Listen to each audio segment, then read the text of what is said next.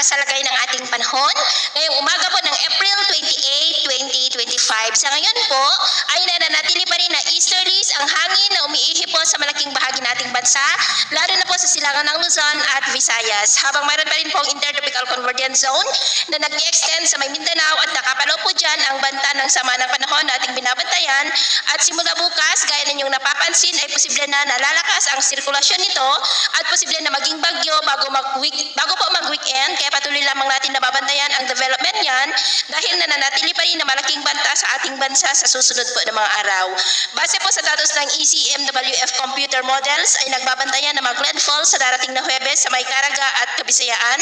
na magdudulot ng maulan na panahon. Sa ibang mga weather models naman ay posible yan na maging malakas na bagyo pero mananatili lamang dyan sa may karagatan sa silangan ng ating bansa, kaya atin lamang pong babantayan yan dahil pa iba-iba pa rin ang direksyon, lalo na at nasa malayo pa, about 499 kilometers southeast ng Davao Region. At sa lagay ng ating panahon, ngayong madaling araw ay maayos ang panahon sa malaking bahagi ng ating bansa, pero may chance pa rin ng mga isolated rain sa may Lobo, southern part ng Quezon, Camarines Norte,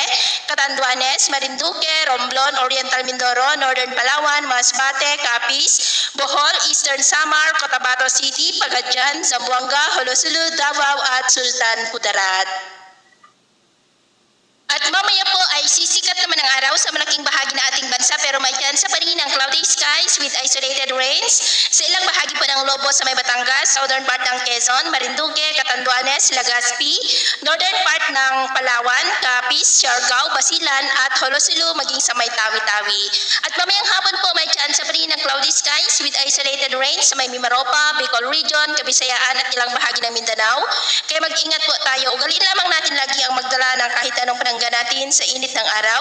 at proteksyon na rin po sa mga biglaang buhos ng ulan kung lalabas po tayo sa ating mga tahanan. At sa atin naman po mga baybayin, wala naman po tayong nakatas na namang gale warning signals, pero iba yung pag-ingat lamang po kung papalaot tayo para po mas makaiwas sa mga sakunang